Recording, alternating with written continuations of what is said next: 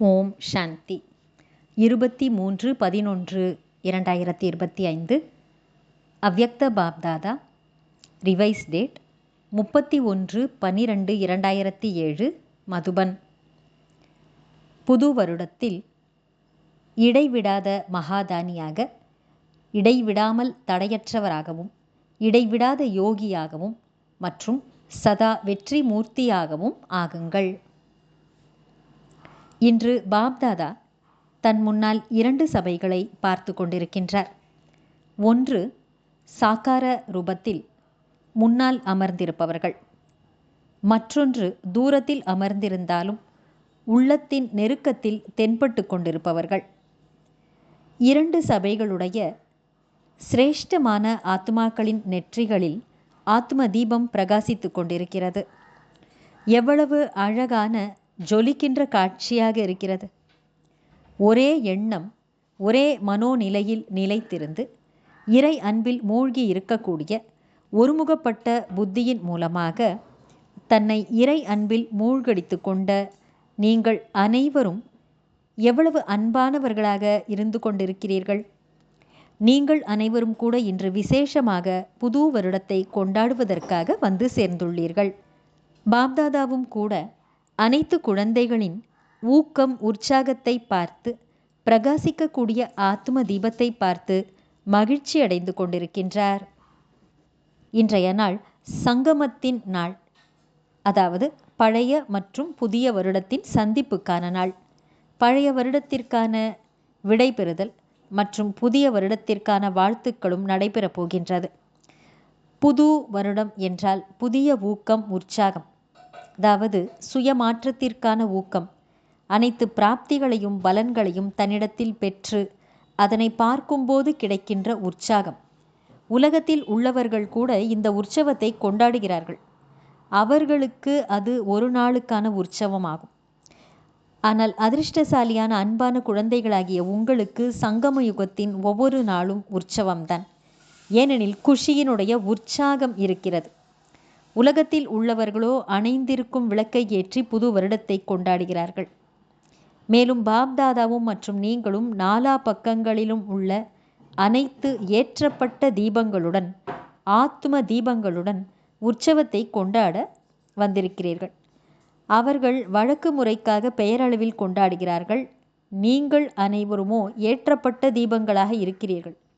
தன்னுடைய பிரகாசிக்கக்கூடிய தீபம் தென்படுகிறது தானே? இது அழிவற்ற தீபமாகும். புதிய வருடத்தில் நீங்கள் ஒவ்வொருவரும் தனக்காகவும் உலகத்தில் உள்ள ஆத்மாக்களுக்காகவும் தங்கள் உள்ளத்தில் புதிய திட்டங்கள் ஏதேனும் தீட்டியுள்ளீர்களா? 12 மணிக்கு மேல் புதிய வருடம் ஆரம்பமாகிவிடும். எனவே இந்த புதிய வருடத்தை விசேஷமாக எந்த ரூபத்தில் கொண்டாடுவீர்கள்? எப்படி பழைய ஆண்டு விடைபெறுகிறதோ அப்படி நீங்கள் அனைவரும் உங்களுடைய பழைய சங்கல்பம், பழைய சமஸ்காரம் ஆகியவற்றுக்கு விடை கொடுப்பதற்கு சங்கல்பம் செய்துள்ளீர்களா? வருடம் விடை பெறுவதுடன் கூடவே நீங்களும் உங்களுடைய பழைய விஷயங்களுக்கு விடை கொடுத்து புதிய ஊக்கம், உற்சாகத்துடன் கூடிய எண்ணங்களை நடைமுறையில் கொண்டு வருவீர்கள் தானே? எனவே தங்களிடம் என்ன புதுமையை கொண்டு வரலாம் என்று யோசித்து பாருங்கள். எப்படிப்பட்ட புதிய ஊக்கம், உற்சாகத்தின் அலைகளை பரவச் செய்யலாம்? எப்படிப்பட்ட விசேஷமான சங்கல்பத்தின் அதிர்வலைகளை பரவச் செய்யலாம்? யோசித்தீர்களா? ஏனெனில் பிராமணர்களாகிய நீங்கள் அனைவரும் உலகத்தில் உள்ள அனைத்து ஆத்மாக்களுடைய மாற்றத்திற்கு நிமித்தமான கருவியான ஆத்மாக்கள். உலகத்திற்கான அஸ்திவாரம் நீங்கள், மூதாதையர்கள் மற்றும் பூஜைக்குரியவர்கள் நீங்கள். எனவே இந்த வருடத்தில் தன்னுடைய சிரேஷ்டமான உள்ளுணர்வின் மூலமாக எத்தகைய அதிர்வலைகளை பரவச் செய்வீர்கள்? எப்படி இயற்கையானது நாலா பக்கங்களிலும் அவ்வப்போது வெயில், மழை மற்றும் வசந்த காலத்தின் அதிர்வலைகளை பரவச் செய்கிறதோ அப்படி இயற்கைக்கு எஜமானர்களாகிய நீங்கள், இயற்கையை வென்ற ஆத்மாக்களாகிய நீங்கள் எப்படிப்பட்ட அதிர்வலைகளை பரப்ப வேண்டும்? அதன் மூலம் ஆத்மாக்களுக்கு சிறிது நேரமாவது அமைதி மற்றும் மகிழ்ச்சியின் அனுபவம் ஏற்பட வேண்டும். இதற்காக பாப்தாதா இந்த ஒரு சமிகையை கொடுத்து கொண்டிருக்கின்றார். அதாவது என்ன பொக்கிஷங்கள் உங்களுக்கு கிடைத்திருக்கிறதோ அந்த பொக்கிஷங்களை வெற்றி உடையதாக சேவையில் பயன்படுத்தி பயனுள்ளதாக ஆக்கி வெற்றியின் சொரூபமாக ஆகுங்கள். குறிப்பாக நேரம் என்ற பொக்கிஷம் ஒருபோதும் வீணாகக்கூடாது. ஒரு நொடியாக இருந்தாலும் வீணாகாமல் காரியத்தில் பயன்படுத்துங்கள். நேரத்தை வெற்றியுடையதாக ஆக்குங்கள். ஒவ்வொரு மூச்சையும் வெற்றியுடையதாக ஆக்குங்கள். ஒவ்வொரு எண்ணத்தையும் வெற்றியுடையதாக ஆக்குங்கள். ஒவ்வொரு சக்தியையும் வெற்றியுடையதாக ஆக்குங்கள். ஒவ்வொரு குணத்தையும் வெற்றியுடையதாக, அதாவது ஈஸ்வரிய காரியத்தில் பயனுள்ளதாக ஆக்குங்கள். இந்த வருடத்தை குறிப்பாக வெற்றி மூர்த்தி ஆவதற்கான வருடமாக கொண்டாடுங்கள். ஏனெனில் வெற்றி உங்கள் பிறப்புரிமை. அந்த அதிகாரத்தை தனது காரியத்தில் ஈடுபடுத்தி வெற்றி மூர்த்தியாக ஆகுங்கள்.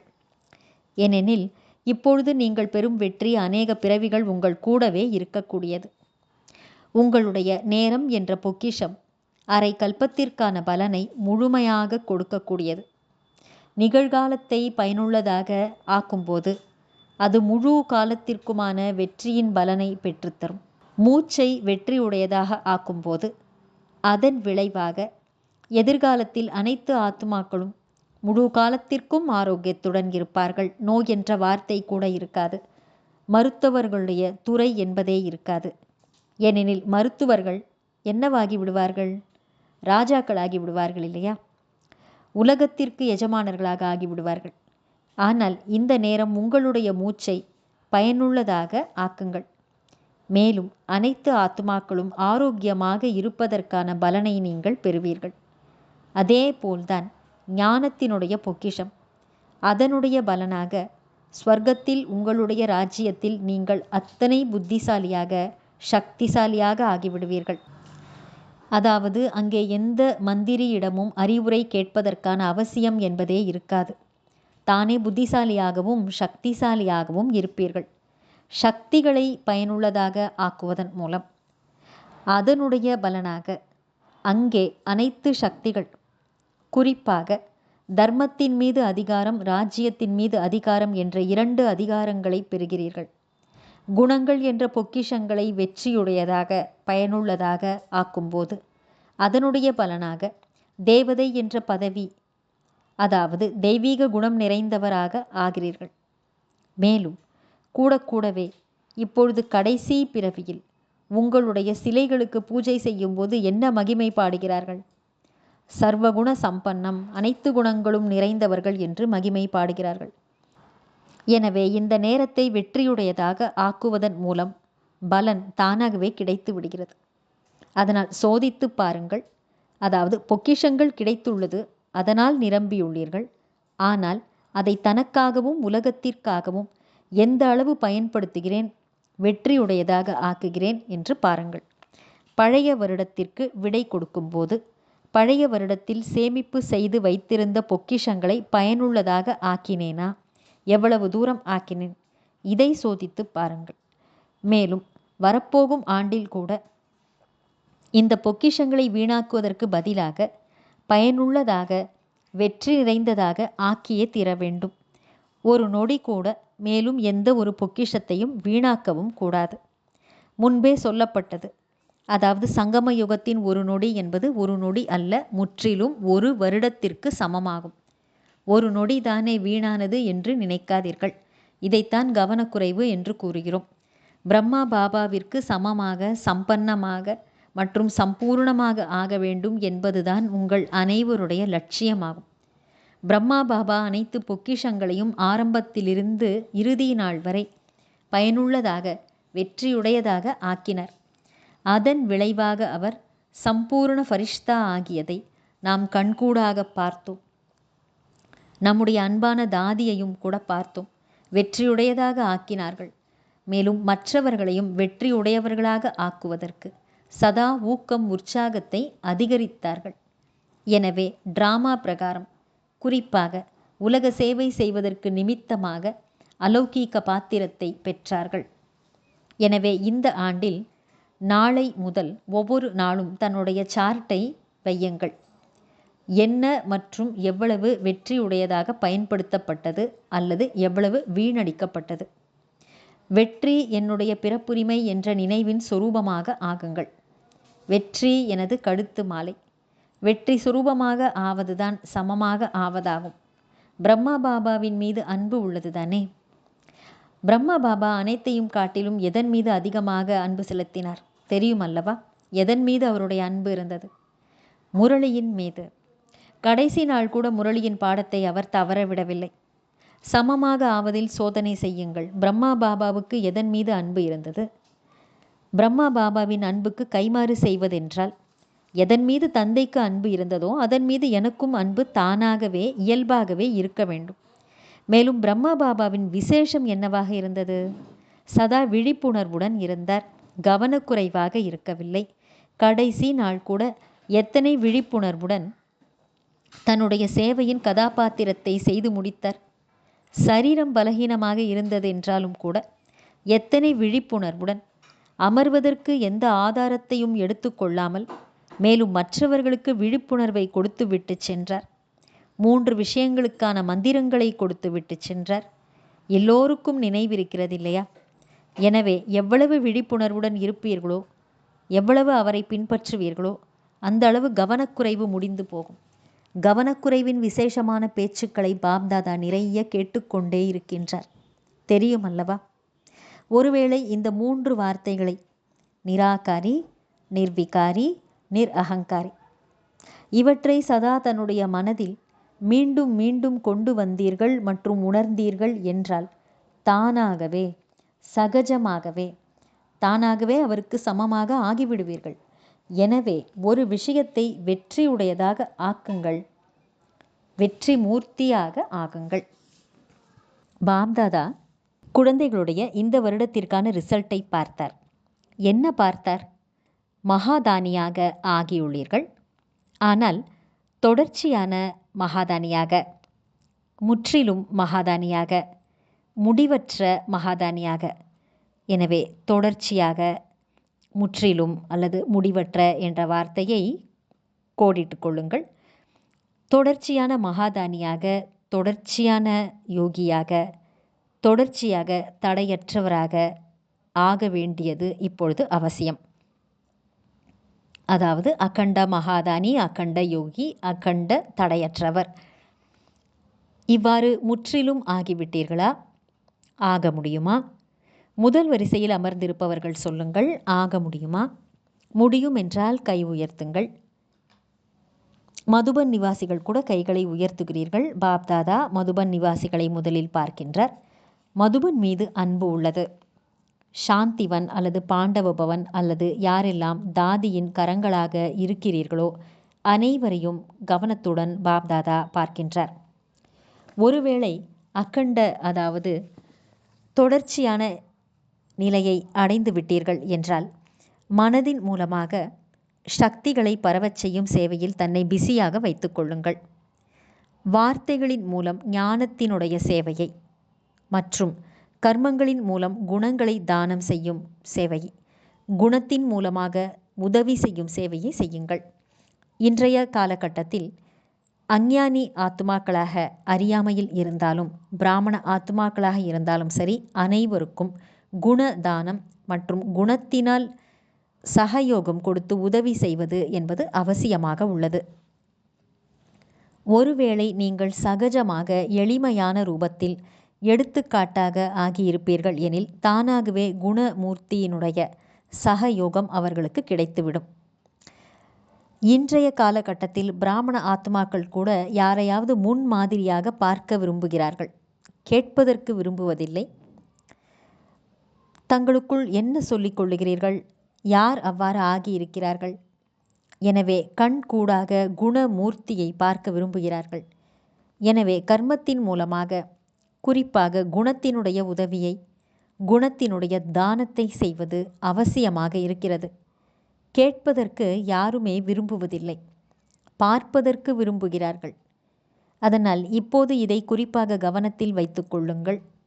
அதாவது நான் ஞானத்தின் மூலமாக, வார்த்தைகளின் மூலமாக சேவை செய்து கொண்டிருக்கின்றேன், செய்து கொண்டுதான் இருக்க வேண்டும், விட்டுவிடக்கூடாது. ஆனால் இப்பொழுது மனம் மற்றும் செயல், மனதின் மூலமாக அதிர்வலைகளை பரவச் செய்யுங்கள், சக்திகளை பரவச் செய்யுங்கள். அதிர்வலைகள் மற்றும் சக்திகள் தூரமாக அமர்ந்திருந்தாலும் கூட அவர்களை போய் சேர வைக்க முடியும். சுபமான சிந்தனை மற்றும் சுபமான விருப்பங்கள் மூலம் எந்த ஒரு ஆத்மாவுக்கும் மனதின் சேவை மூலமாக அதிர்வலைகளை சக்திகளை கொடுக்க முடியும். எனவே இப்பொழுது இந்த வருடம் மனதின் சக்திகள் மூலமாக அதிர்வலைகளை கொடுப்பது, சக்திகள் மூலமாக மனதிற்கான ஆற்றலை கொடுப்பது, மேலும் கர்மத்தின் மூலமாக குணத்தினுடைய சகயோகத்தை கொடுப்பது மற்றும் அறியாமையில் இருப்பவர்களுக்கு குணதானம் கொடுப்பது என்பதை செய்யுங்கள். புது வருடத்தில் பரிசு கூட கொடுப்பீர்கள் அல்லவா? எனவே இந்த வருடத்தில் தான் குணமூர்த்தியாக ஆகி குணங்களின் பரிசை கொடுங்கள். குணங்களின் டோலியை ஊட்டிவிடுங்கள். சந்திக்கும் போது டோலியை ஊட்டி விடுகிறீர்கள் தானே?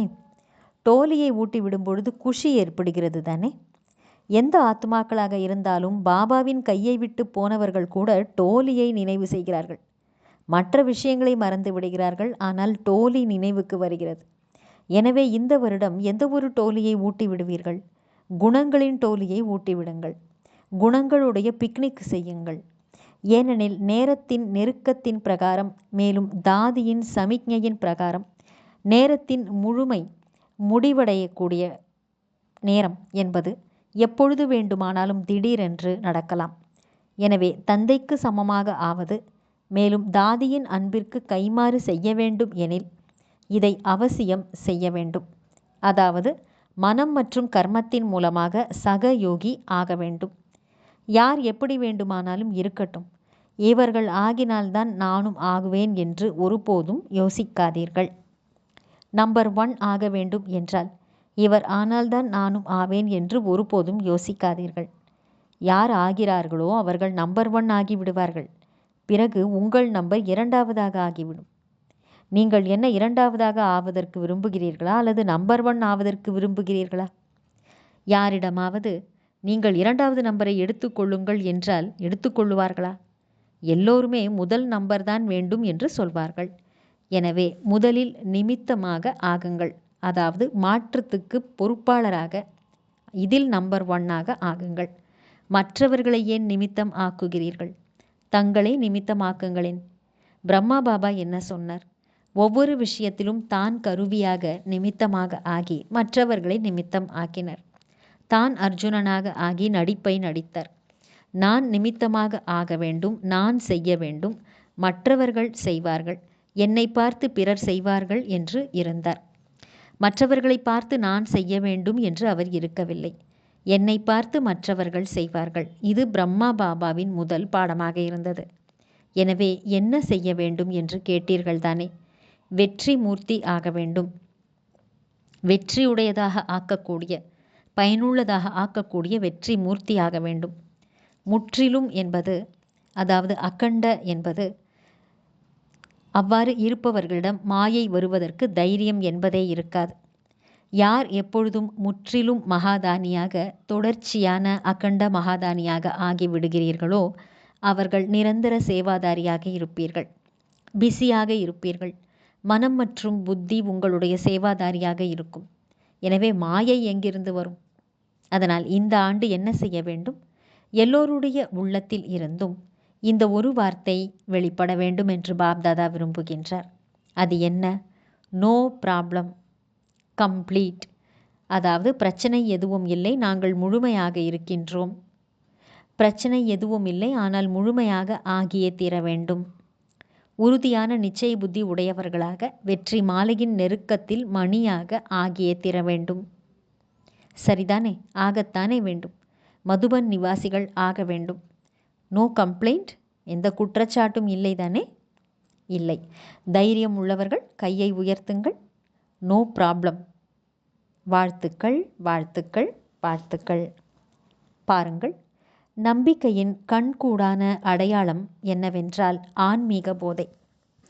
ஒருவேளை ஆன்மீக போதை இல்லை என்றால் நம்பிக்கை என்பது இல்லை. அதாவது முழுமையான நம்பிக்கை இல்லை அல்லது குறைவான நம்பிக்கை இருக்கிறது என்று பொருள். எனவே போதையுடன் இருங்கள். இது என்ன பெரிய விஷயமா? எத்தனையோ கல்பம் நீங்கள்தான் தந்தைக்கு சமமாக ஆகியிருக்கிறீர்கள். நினைவிருக்கிறதா? எண்ணிலடங்காத முறை ஆகியிருக்கிறீர்கள். எனவே இந்த போதையுடன் இருங்கள். நாம் தான் ஆகியிருக்கிறோம். மேலும் நாம் தான் மீண்டும் மீண்டும் ஆகிக்கொண்டே இருப்போம். இந்த போதை சதா உங்களுடைய செயலில் தென்படட்டும். எண்ணத்தில் அல்ல, பேச்சில் அல்ல, ஆனால் செயலில். செயலில் காட்டுவது என்றால் அர்த்தம் நடத்தை மற்றும் முகத்தில் தென்பட வேண்டும்.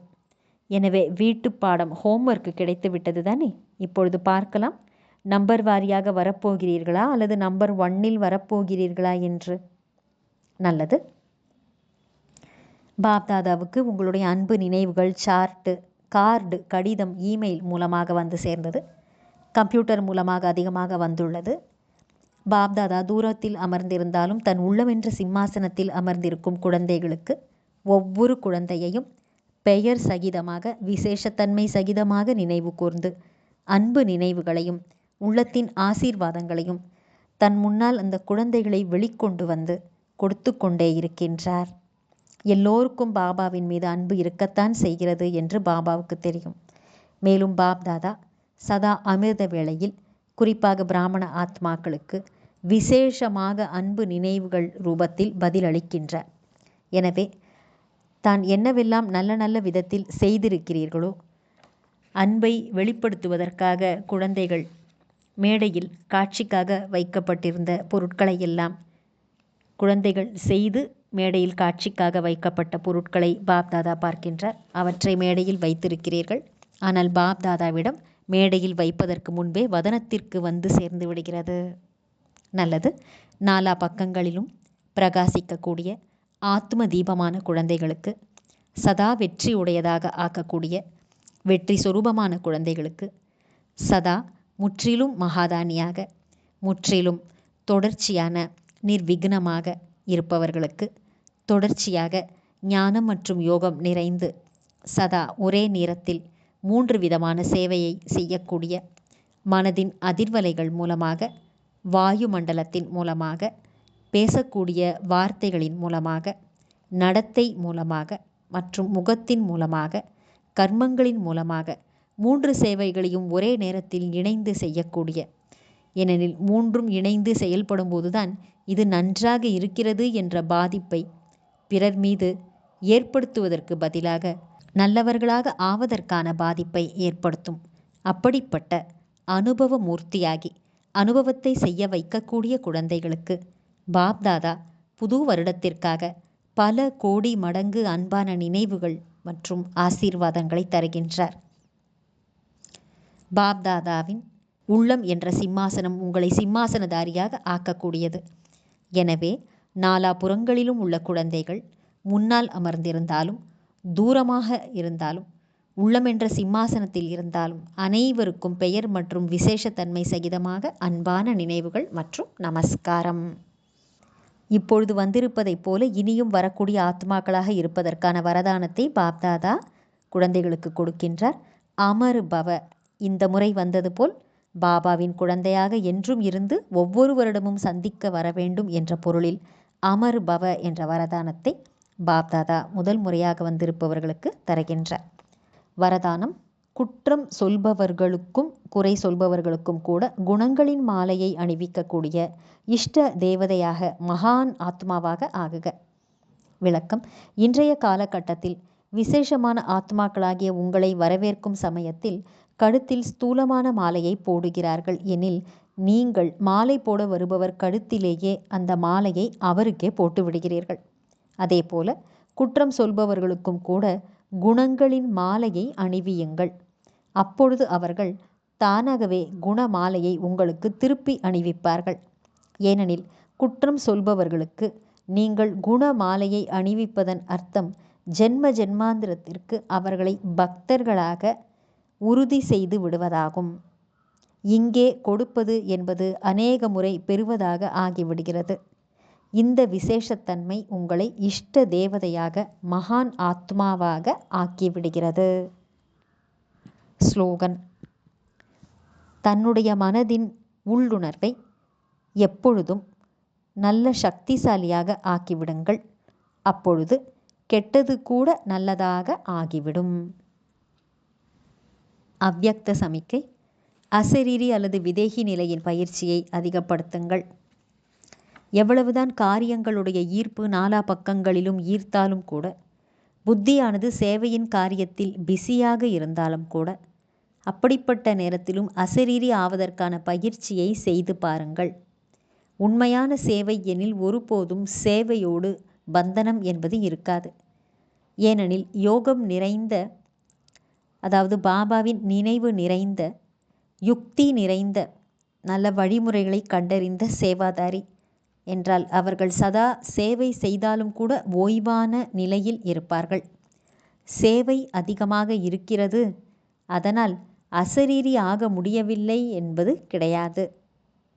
இது என்னுடைய சேவை அல்ல, பாபா கொடுத்துள்ளார் என்பதை நினைவில் வைத்துக் கொள்ளுங்கள். அப்பொழுது பந்தனம் அற்றவர்களாக இருப்பீர்கள். நல்லது. ஓம் சாந்தி.